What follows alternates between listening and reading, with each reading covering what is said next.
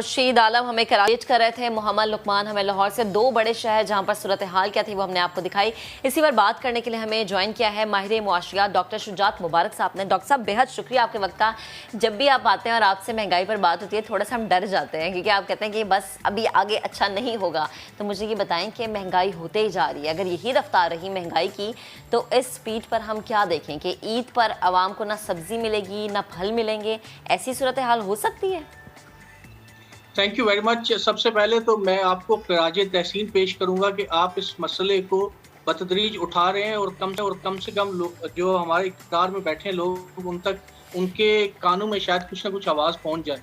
देखिए, सिलसिला ये है कि अभी रिसेंटली एक रिसर्च की है एक प्राइवेट एनजीओ ने, और उन्होंने ये कोशिश की है कि महंगाई की वजूहात को जाना जाए रमज़ान मुबारक में। तो जो बड़े होशरुबा किस्म के उसके रिजल्ट सामने आए हैं, पता ये चला है कि आपका 80 to 100% जो प्राइस का इंक्रीज है ये तो आपका जो रिटेलर है ये कर रहा है, यानी कि जो सबसे ज्यादा मुनाफाखोरी हो रही है वो आपका रिटेलर कर रहा है। लेकिन मजे की बात ये है कि ये रिटेलर आम रिटेलर नहीं है, ये आम रेडी वाला नहीं है। ये वो लोग हैं जो कि रमजान के महीने में या हर सीजन में फायदा उठाते हैं, ये स्टॉक कर लेते हैं, फ्रूट हो या सब्जियां हो या जो कुछ भी हो, और ये उन लोगों के फ्रंटमैन होते हैं जो मार्केट में आके चीजें बेच रहे होते हैं। तो अगर गवर्नमेंट एक चीज ये कर ले कि जो फ्रंट मैन, ये जो रेडियो वाले और जितने जो रिटेलर्स हैं इनको जाके पकड़े और इनके अगर आप दाम सही करवा दें, अगर इनको आप थोड़ा सा पकड़ के झंझोड़े तो शायद आपकी प्राइसेस जो है वो बेहतर हो जाए, नंबर वन। सेकेंडली, मैं आपको बताऊं कि पाकिस्तान में सप्लाई और डिमांड की सूरत जहां तक ताल्लुक है तो हमारे यहाँ सप्लाई की कमी नहीं है। ऑन ग्राउंड हमारे पास वेजिटेबल भी सफिशिएंट मौजूद है, हमारे पास फ्रूट्स भी हैं। और अब क्योंकि मौसम बहुत बुरा नहीं है, मौसम मतलब अप्रैल के महीने में हम काफी हद तक इसको स्टॉक भी कर सकते हैं पेरिशेबल गुड्स को। तो डिमांड एंड सप्लाई का प्रॉब्लम नहीं है, ये प्योर प्रॉब्लम है स्टॉकिस्ट का, प्योर प्रॉब्लम है जखीरा अंदोजी का। तो जैसे रमजान गुजरेगा आप देखेंगे कि मई में चीजें कंपैरेटिवली उनकी प्राइसेस कम हो जाएंगी। तो ये एक अच्छी खबर हो सकती है कि इस हवाले से कि चले मई में जैसे रमजान के खत्म होने के बाद आपको प्राइसेस कुछ बेहतर मिलेंगे। आप देख लीजिएगा कि आपको वही फ्रूट जो अभी 200 दर्जन मिल रहा है वो 120 पे आ जाएगा, 100 रुपए पे आ जाएगा। और यही सूरत हाल इवन के जो दूसरी आपकी कमोडिटीज हैं उनकी होगी। तो कंपैरेटिवली रमजान के बाद प्राइसेस कुछ बेहतर हो जाएंगे। शुजात साहब, लेकिन चिकन का क्या मामला है? ज़ाहिर है चिकन को तो कोल्ड स्टोरेज में नहीं डाल सकते, तो चिकन जो आ रही है वो महंगी क्यों हो रही है? देखिए, ये पाकिस्तान में एक मसला जो कि हर मार्केट के हर प्रोडक्ट के लिए वही चिकन में भी है।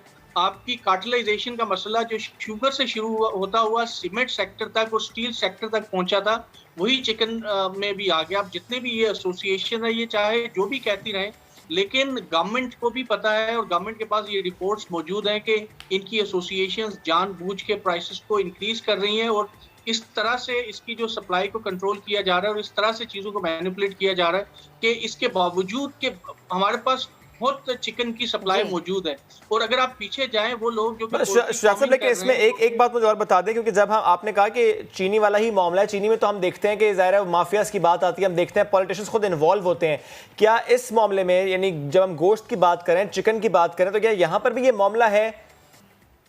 जी बिल्कुल, मामला इस तरह से है कि जो पोल्ट्री फार्म्स हैं वहां से थर्ड पार्टी जो रिटेलर, आप समझ लीजिए कि वो उसको बाय करता है, जो मिडलमैन, और मिडलमैन फिर आगे लेके जा रहा होता है। कभी भी पोल्ट्री फार्म्स डायरेक्टली सप्लाई नहीं देते हैं। तो ये जो मिडलमैन बैठा हुआ है ना पाकिस्तान में, जैसे अभी आपकी रिपोर्ट में भी एक इन्होंने अच्छा खासा जिक्र किया इसका कि ये जो मिडलमैन है ये वही मसला जो कि जैसे मैंने आपको बताया कि उसमें कर रहा था, वो वहां पे तो शुगर में तो डायरेक्ट प्रोड्यूसर्स कर रहे थे, यहाँ पे मिडलमैन वो किरदार अदा कर रहा है जो कि प्रोड्यूसर्स कर रहे हैं शुगर मार्केट में। तो मिडलमैन यहाँ पे मैनिपुलेट कर रहा है और इस मिडलमैन के साथ बड़े पोल्ट्री फार्म्स के ओनर्स भी मिले हुए हैं और शायद कुछ फ्रंट एंड पे ये कहा जा रहा है कि मार्केट के अंदर कुछ ऐसे प्लेयर्स जो कि गवर्नमेंट के अवानों में बैठे हुए हैं वो भी इसमें शामिल हैं और इसको प्राइसेस को मैनिपुलेट किया जा रहा है। शुजात साहब, ये भी बताएगा कि अगर हम फिर ये कहें कि वो आटा हो, चीनी हो, दाल हो या फिर कोई भी सब्जी हो, उसका रेट नीचे आता है या कम ऊपर जाता है, तो उसका मतलब यही है कि मिडल मैन ही पीछे बैठा हुआ है और हुकूमत के अपने सरकर्दा लोग हैं जो कि उन्हें शाबाश देते हैं, उनके कंधों पर हाथ रखते हैं, तभी ये सूरत हाल पैदा होती है।